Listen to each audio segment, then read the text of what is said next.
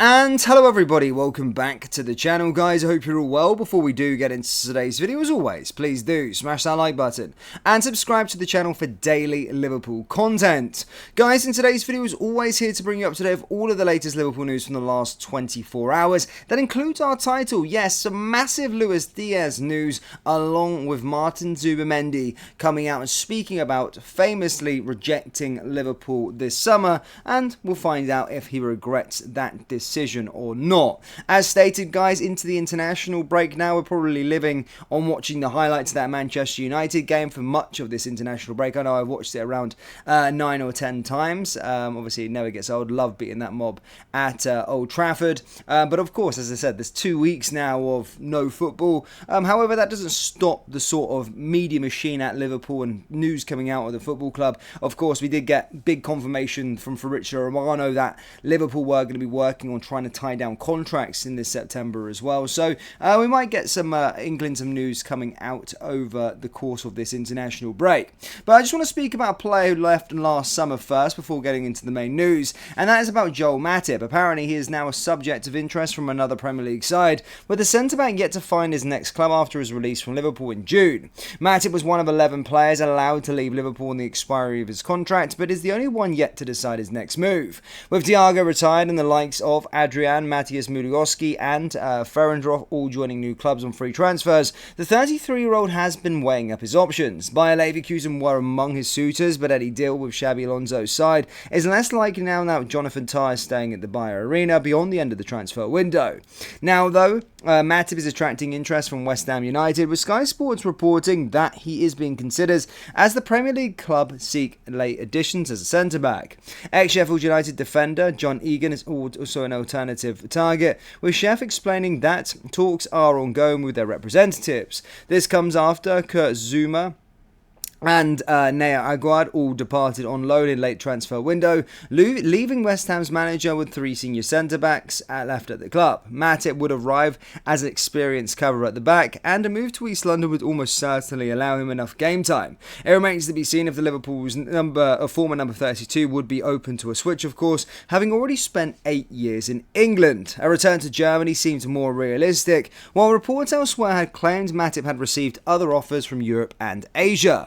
With the transfer window closing without a new centre-back arriving on Merseyside, it has been argued among East sections of Liverpool support that it would be a smart move to re-sign him. But that seems unlikely now, though, with Joe Gomez staying at the club, Virgil van Dijk, Konate and Jarell Quanstar, all key established players.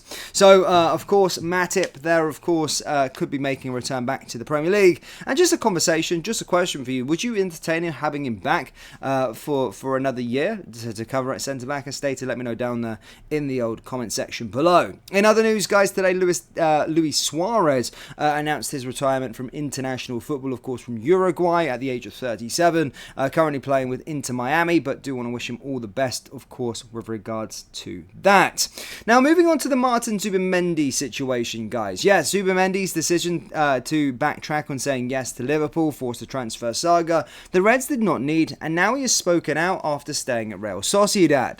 Liverpool's search for a defensive midfielder has been ongoing for years now, and Richard Hughes and co, though they were within touching distance of ending the long pursuit this summer. However, convincing Zubimendi to leave his boyhood club could prove a step too far, as the Spanish side went on to charm the offensive to ensure the Euro winner stayed where he was.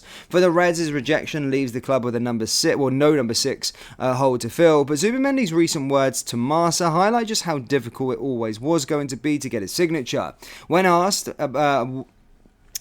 what the San Sebastian club means to him, the 25-year-old said, "Real Sociedad for me is my life. I think I've spent half of my life there. A lot of what I am is part of playing La Real. It is my life."